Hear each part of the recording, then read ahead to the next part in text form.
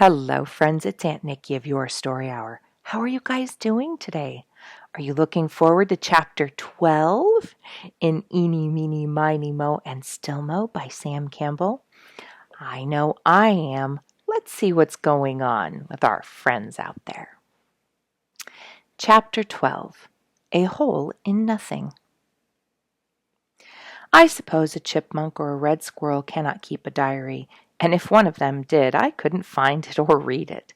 But I would like to know just what they think of us. Some of it would be all right, and then again, some of it might be highly uncomplimentary. For instance, if Stubby could jot down his thoughts, there was one hectic day at the sanctuary that would probably make him write all night long. I imagine the entry might read something like this. What's the matter with those half-witted human beings anyway?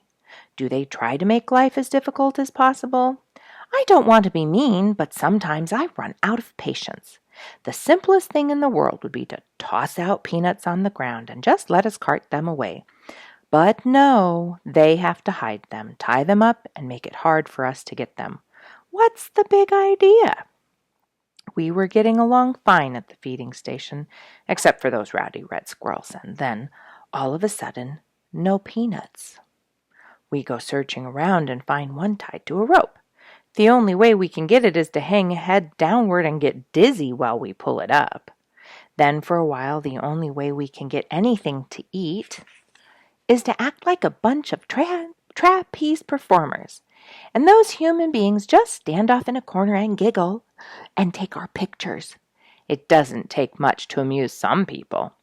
Then when we get used to this rope business, they try a new stunt. We come running up to the rope, but there aren't any peanuts. We look around, and there we see a lot of them stacked up in a hole that doesn't have anything around it. It's a funny kind of hole because it has sides to make it out of nothing. You can see through it, but you can't walk through it. It doesn't run down in the ground like a hole should, but just up in the air. It would take human beings to figure out a hole like that, and there was no sense to it. But we got the peanuts out, even if it did take a whole lot of work. You know the old saying, you can fool some of the chipmunks all the time, and all of the chipmunks some of the time, but why those people want to fool us at all, I can't make out. Yes, Stubby had had quite a time with a hole surrounded by nothing at all. So had the other chipmunks and the squints.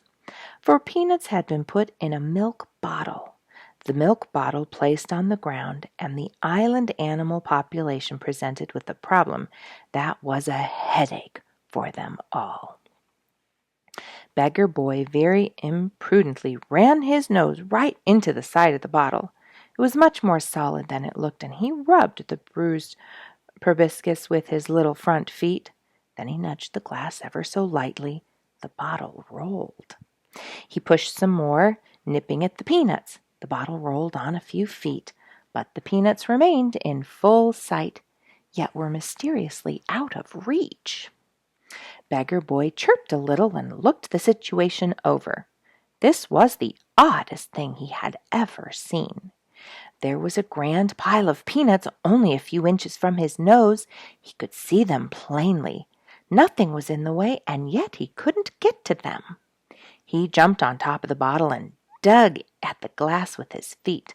Never saw anything like it before. It was like a layer of air had turned hard and he couldn't get through it. Stubby now came out on the scene. His first job was to chase Beggar Boy away so he could have a mound of food. Beggar Boy ran without a fight, so much as to say, "Okay, pal, if you can understand that mess, hop to it. It's driving me wild." Stubby looked the bottle over, rammed it with his nose, scratched it on every side, and then discovered the opening at one end. He crawled part way in until he could reach the peanuts and filled his mouth in the usual manner. But when he tried to back out, his head with its bulging cheeks were too big to come through the opening. In vain he scratched and struggled. This was plenty of trouble. For a fellow to get into a hole that had nothing around it and nothing to it and get stuck there. Besides, there was still another threat at hand. Stilmo was approaching, and Stubby could see him plainly through the transparent sides of this new contraption. Reluctantly, he discarded his mouthful of peanuts, backed out of the neck of the bottle, and ran screaming away as if he thought the thing had bitten him. He hadn't found out how to get the peanuts, but he had found out how not to get them. Stilmo was greatly puzzled. What he saw so engrossed his attention that he forgot to chase Stubby. He approached the bottle a step at a time, with that amazing and amusing red squirrel attitude of caution. He emitted little chirps with each step, his tail jerking as if he made the sound with it.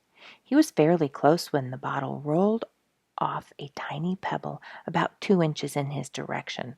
With a wild outburst of chatter, he raced away for dear life, never stopping until he was on the far side of the island, high in his favorite tree. Meeny had arrived now, and looked approvingly at Stilmo's flight. If this new thing could chase his rival like that, there was virtue in it. With his typical brilliance, he found the opening of the bottle at once. He sniffed about it and got the irresistible odor of peanuts. He tried to go through the opening, but being larger than a chipmunk, he could only get started. Suddenly, he realized he was stuck. His front feet were of no use to him, being pinned against the glass beside his head. His hind feet kicked up gravel all over the yard. He twisted and struggled his best, but for a moment the bottle held him. Down a little hill it went, turning the bewildered red squirrel over and over, and finally crashing into a stump. We ran to help him, but he was free long before we reached him, heading over towards his corner of the island at a mad pace. He wasn't hurt in the least, so we made no attempt to hold back our laughter. How we wished Duke could have seen that one. And there's a picture of the glass milk bottle with peanuts down here. And look at stuck in there, our little red squirrel. The milk bottle was brought back and placed in its first position to await new advances by the puzzled little creatures. But it was a long time before anyone came near.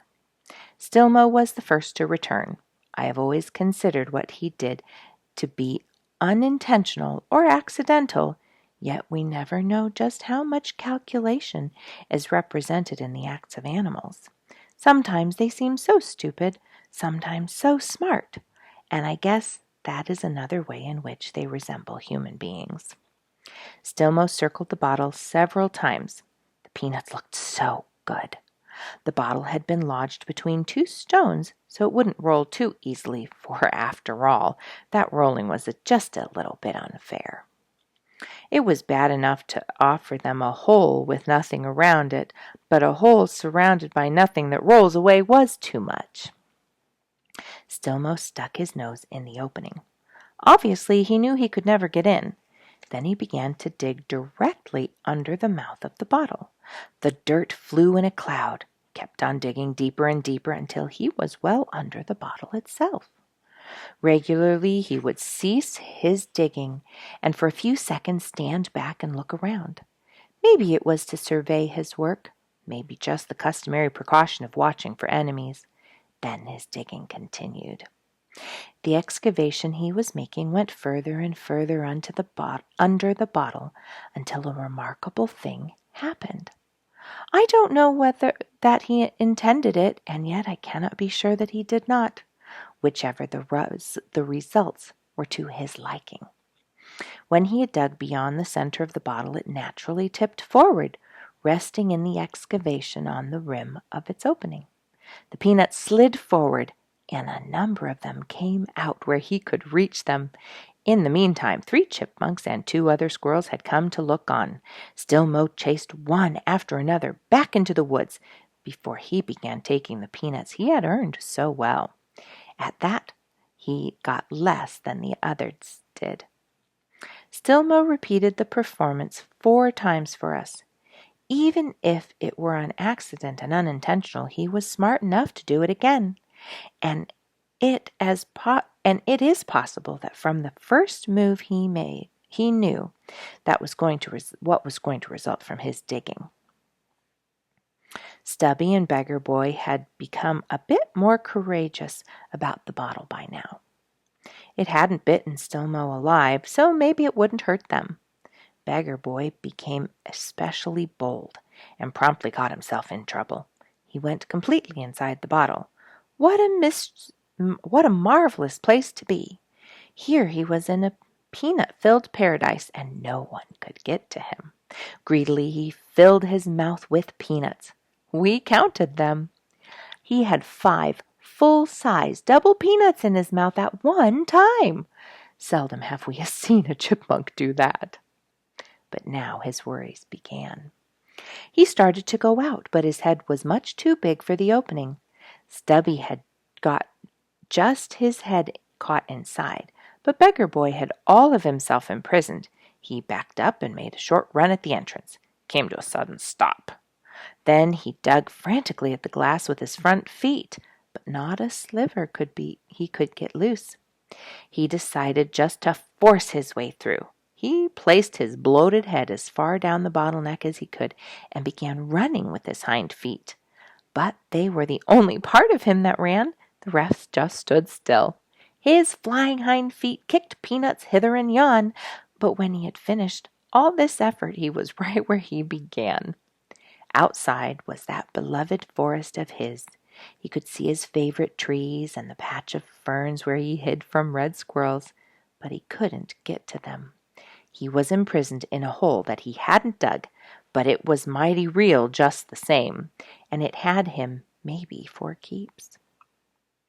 After much hesitation, he took 1 peanut from his mouth and tried to come out. His head was still too large. He took out another. Still no progress. He discarded them until only 1 remained. Then, with a little effort and some stationary running by his hind feet, he managed to edge through the little opening to liberty. The problem was solved from the chipmunk standpoint. Beggar Boy returned, entered the bottle, took 1 peanut, and came out successfully. Stubby tried it and did it as well. Mrs. Beggar Boy caught on to the idea, and so did Junior. The excitement was over now. The red squirrels knew how to handle the bottle, and the chipmunks did too, each in his own way. But it was an adventure they would not forget very soon, and neither would we. That's the end of our chapter. Those mighty smart little critters, aren't they? All right, friends, I look forward to reading with you guys next time. Take care.